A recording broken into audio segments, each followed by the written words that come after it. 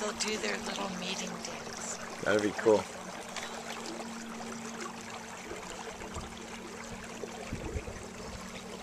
Look how fast we're going.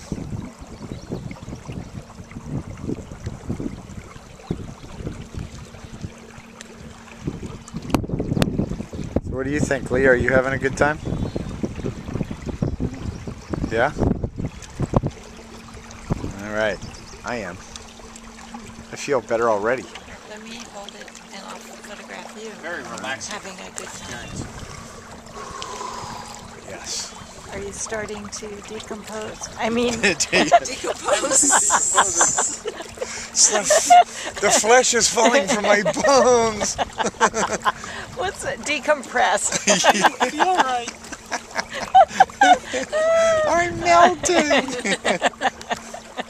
Head up the channel, Mr. Mold. Oh dear. This way? Yeah. You're trying to go for the pelican. It's up your head straight for the pelican. Oh, you want it? You know, I can tell you from experience, you'll never get close. Ooh, although They're we pretty could wary. go into their habitat. We could go into their And that's habitat. very cool. Here. Would you rather do that than go out to the lake? What are you hosers doing here? How much battery life do we have? I checked on the meter just before we left, and it looks like we got about 60%. So I think we're good for, you know, being out for an hour or more. I'm amazed at how long it lasts. I have an idea. Let's make It's windy. You're out by the lake, huh? Let's make. Maybe we should go see the dolphins. Are you scared to go out to the lake?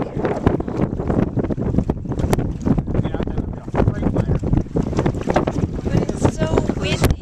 Let's go into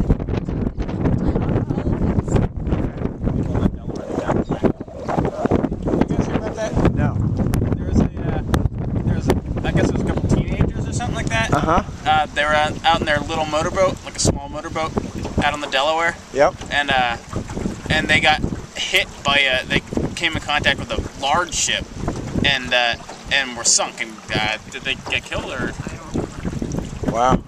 It was a bad scene, regardless of circumstance. Like they managed to make contact. Were they not paying attention? I am not so sure, or if they. What were they doing out there? Or if they like lost power, or if it was a rowboat or whatever. It was a small boat, and they got hit by a big boat, like a big hull coming towards them. Sucky right under. Bam! Oh, that's so. That happened. Remember when Ryan and I went with Brodner and Hayden on that sailing trip on the Chesapeake? Somebody Was stopped. I there? No, you weren't there. It was like a 3 or 4 day trip that we did. It was really cool. But on the way back, we had to go from the Chesapeake through the Chesapeake Delaware Canal. There's a canal that connects between Chesapeake Bay and the Delaware. And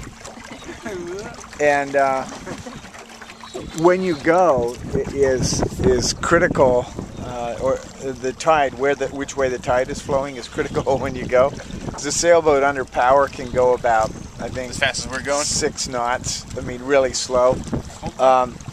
And the tide's about 3 knots. So if you go against the tide, your 6 knots go down to 3 knots. But if you go with the tide, your 6 knots go up to 9 knots. So it's important to go. and you can't really sail in the canal. So anyway, so it's getting like, I don't know, 6 o'clock, 7 o'clock, and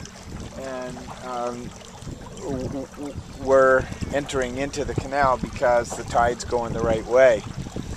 And so we get out to the Delaware. I forget what time it was, but it was like midnight. We got out to the Delaware. And at that point, I was at the helm. And I'm kind of like a, newbie rookie. I don't know, what do I know about sailing? But Brodner says, oh, you just, do this and you watch this and so forth. And he's kind of there, but he's also kind of resting. And Ryan and Hayden are completely asleep. And I'm like trying to stay awake, it's kind of like drunk driving. And you're out in the shipping lanes on the Delaware River. And there's all these huge ships. And you would think, huge ships would have like all kinds of, it would be easy to see them. No, they got these tiny little running lights that are just about the same as on a motorboat. I mean, that's what they seem like from a sailboat. You have to pay complete and total attention. I think it would be pretty easy to get hit at night in a runabout by a big sailing ship.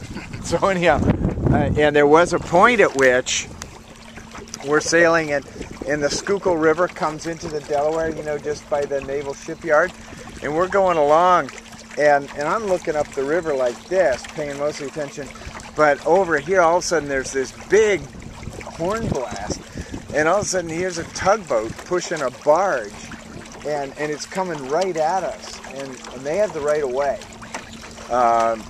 So it's like, oh my gosh, what do I do? So we steered out of the way, and it was all fine. But I could easily imagine how you could get into serious trouble. The wreck of the Bergner Fitzgerald. Yeah, exactly.